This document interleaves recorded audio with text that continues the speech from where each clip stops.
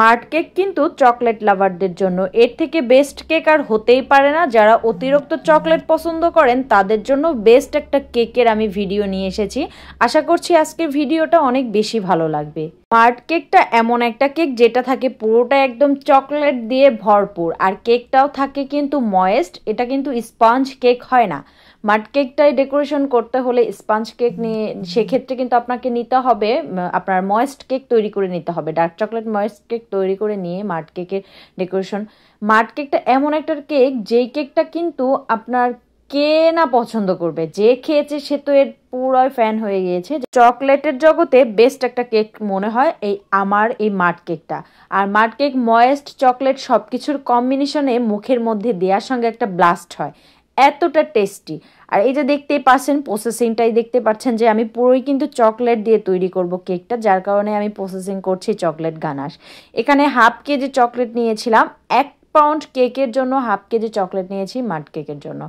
আর প্রথমে হচ্ছে আমি হাফ কেজি চকলেটটা কি করলাম, জাস্ট 100 গ্রাম হুইপ ক্রিম দিয়ে দেন হচ্ছে মেল্ট করে নিয়েছিলাম। আর মেল্ট করার পরে আপনি রুম টেম্পারে রেখে ঠান্ডা করবেন। রুম টেম্পারে রেখে ঠান্ডা করার পর যখন একটু ঠান্ডা হয়ে যাবে, একদম রুম টেম্পারে চলে আসবে, তখন কিন্তু ভালো করে এই চকলেট গানাশটা বিট করে নেবেন। আর বিটারে লো স্পিডে একটা কাঠি দিয়ে বিট করবেন। এখানে কিন্তু আপনি দুটো কাঠি ইউজ করবেন না এবং হাই স্পিডে ইউজ করবেন না, লো স্পিডে গানাশটাতে ভালো করে বিট করতে হবে, না হলে কিন্তু গানাশটা ফেটে যাওয়ার সম্ভাবনা থাকে। অনেক সময় দেখা যায় কি গানাশটা যখন আপনি ফেটবেন মানে বিট করবেন তখন কিন্তু গানাশ থেকে আপনার চকলেটটা আলাদা হয়ে বাটারটা ছেড়ে দেয়। ওই বাটার ছেড়ে দেওয়ার কারণে কিন্তু আপনার ওইটা দিয়ে ভালো করে আইসিং ফ্রস্টিং করতে পারবেন না। এই যে কেকটা নিয়ে নিয়েছি দেখতেই পাচ্ছেন, আমি কিন্তু প্রথমে হচ্ছে ওইখানে চকলেট সিরাপ দিয়ে নিয়েছি। চকলেট সিরাপ কিভাবে তৈরি করলাম, ওইটা হচ্ছে চকলেট গানাশ, ডার্ক চকলেট গানাশটা খুবই পাতলা করে তৈরি করেছিলাম, সেটাই হচ্ছে আমি ওইখানে চকলেট সিরাপ ব্যবহার করার মতো করেই করে দিলাম। তো ওভাবে দিয়ে উপরে হচ্ছে যে চকলেট গানাশটা তৈরি করেছি চকলেট বিট করে, সেটা কিন্তু আমি লেয়ারে লেয়ারে দিয়ে দিচ্ছি। প্রত্যেকটা লেয়ারে লেয়ারে আমি সুন্দর করে এভাবে হচ্ছে চকলেট গানাশ পাতলাটা ইউজ করছি। আর হচ্ছে এখানে এই যে চকলেট তৈরি করে রেখেছিলাম সেই চকলেটটা দিয়ে ফ্রস্টিং করে নিচ্ছি। আবার এই ক্রিমটা দিয়েই মানে এই চকলেটটা দিয়েই কিন্তু আমি এই কেকটা আইসিং করব, ডেকোরেশন করব, সব কিছু করব এ টু জেড। একদম পুরোটাই বললাম না, এখানে কোনো ক্রিমের ছোঁয়াই থাকবে না।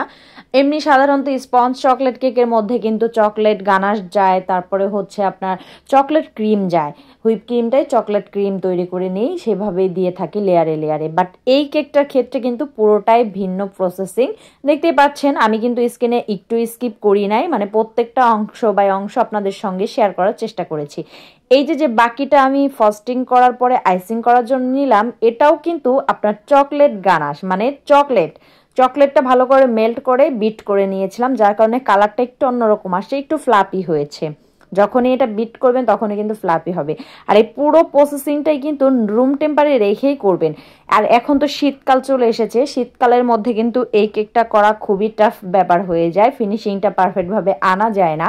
নর্মাল ফ্রিজে ভুলেও রাখবেন না, এই চকলেটটাও নর্মাল ফ্রিজে রাখবেন না, পুরোটাই হচ্ছে রুম টেম্পারে আপনি ঠান্ডা করে করে দেন হচ্ছে কাজগুলো করবেন। যদি ফিনিশিং তেমনভাবে নাই আনতে পারেন, যে নাইফটা দিয়ে কাজ করবেন সেই নাইফটা একটু গরম পানির মধ্যে বারবার দিয়ে পরিষ্কার করে নেবেন, পরে ওই গরম অবস্থায় নাইফটা আবার চকলেট গানাশের উপরে দিবেন। যেহেতু আমার চকলেটটা এখনো ভালোভাবে জমে নেই, মানে ততটাও জমে যায়নি, এই জন্য হচ্ছে আমি এটা কিন্তু সুন্দরভাবে ফিনিশিংটা দিতে পারছি, এখানে কিন্তু সমস্যা হচ্ছে না। আর যদি অতিমাত্রায় শীত পড়ে যায় তখন কিন্তু আপনার এই চকলেটটা দ্রুত জমে যায়। দ্রুত ডেকোরেশন না করতে পারলে অবশ্যই চাকুটা মানে নাইফটা সুন্দর করে গরম করে নিয়ে তারপরে হচ্ছে কাজটা করবেন, এতে করে আপনার কাজের ফিনিশিংটা পারফেক্ট আসবে।